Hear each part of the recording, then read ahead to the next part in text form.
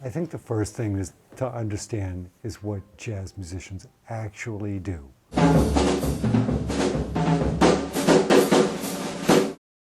With these classical musicians, you have such an uptight vibe, you know, it's very austere, very cold, very school-spirited. With these jazz musicians, everybody sort of is so arrogant. Everybody thinks they have their own idea of what's right and what's hip and what's good and what's bad. And that really comes to the table right away when you see somebody. It reflects in their clothes. They're these very vain dudes, you know. Even if the look is sort of grungy, you know, you can tell they spent just the right amount of time scuffing their Converses or something. Because jazz is all about the image with everybody. Jazz musicians are sort of like people who study Latin. It's something that's not necessarily relevant to the rest of the world, but something that's very important to us, and we do our best to be scholars about it. I would definitely say the main ritual that goes on in the jazz world is practice. Like, that is the number one. If you asked any jazz musician what they did specifically as a ritual, like maybe every single day, the same thing, it would be practice. It only will literally make you the best jazz musician you can be. It allows you to relay whatever you're thinking in your head out to the people. So that's maybe a ritual. Another ritual would probably be talking a lot of shit about other jazz musicians. That's like a necessary thing every single day, you know.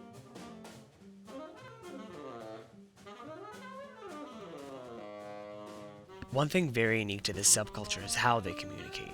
They not only communicate with their own almost antiquated dialect, they also communicate without words, in the form of music. During any performance, an unspoken yet highly profound communication goes on, where all musicians are able to exchange ideas all at the same time, but in a very organized way. The thing I would say about that, particularly about jazz musicians communicating with one another through the music, it is one of the most exciting elements of this music, is that nobody is playing a part. Everybody has a function to play, and within that function, they have tremendous room for creativity. So if everybody has this freedom, everybody can talk, in a sense, at the same time. I can't think of any place else in human experience where this can happen, where 5 people can be talking at the same time about the same subject and having interplay with each other, still having their own dialogue completely intact. Let's say 4 strangers walked by you and you were talking with your closest jazz musician. They would be like, what the hell were these dudes talking about? Jazz musicians could have a whole conversation in this room, and somebody who's not in the club would have no idea what we were saying. For example, if someone or something or a performance is cut, you know, like to cut, it's no good, it's garbage. At the same time, that word can be used as a verb. You can cut someone, you can destroy them musically, make them look embarrassed. Something's killing, you know, nothing's being hurt. It's a very good thing. If you're killing, you're hot, you know, you're grooving, you're on top of it. Jazz preserves a lot of old slang, you know. Cat is used definitely a lot. Hip is used all the time. A lot of words that we associate with the 30s through the 50s are still used. Appearance has great influence on the success of jazz musicians. Just as people buy sports clothes and equipment that athletes endorse, jazz musicians do the same with the artists at the top of their hierarchy.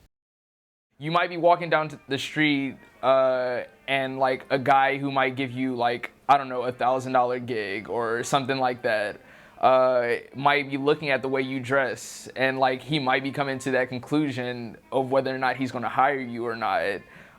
Just by the way you dress. So it's really important that you always look at least pretty presentable. There's one specific dude that comes to my mind who's a jazz musician who's really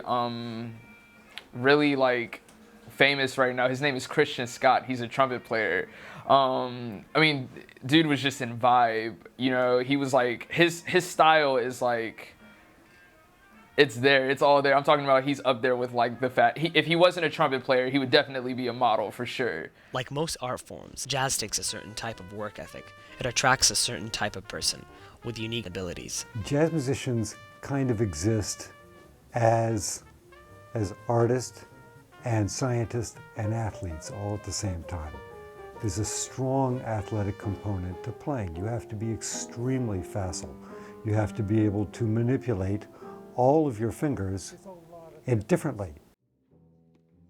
Members of the subculture today have changed a lot since the 1920s.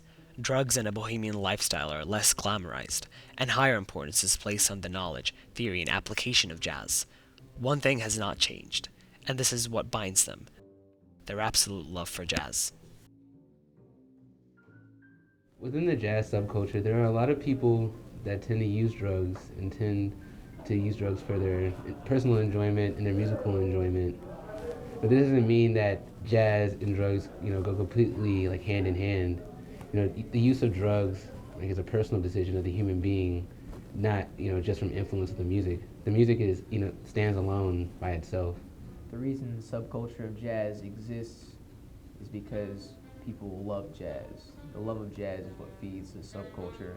People are hooked into jazz music when they hear it when they're younger or at some point in their life, and they say, I want to be a part of that because of the way it makes me feel or because of the way it sounds. And they love it, and so they want to do it. No one says, that jazz musician makes so much money, I want to be a jazz musician. No one ever says that. Once that little bit old man who had a crooked nose. He lived in a log hut, and they called him Old Man Mose. Early one morning, I knocked upon his door. I didn't hear a single sound, ain't got dirt in the bone. Cause I believe, yes I believe, I believe that old man more than dead. I'm telling you, I believe, I do believe, yes I believe that old man more than dead now. Mose kick the bucket, oh bucket, Mose kick the bucket, oh boy, Mose kick the bucket, oh Mose kick the bucket, Mose kick the bucket. Now look at here, I went round to the side and I peeped through the crack. There was that old man lying flat on his back. If old man Mose was dead asleep, folks, I really don't know. But after peeping through that window, I ain't gonna never do that no more.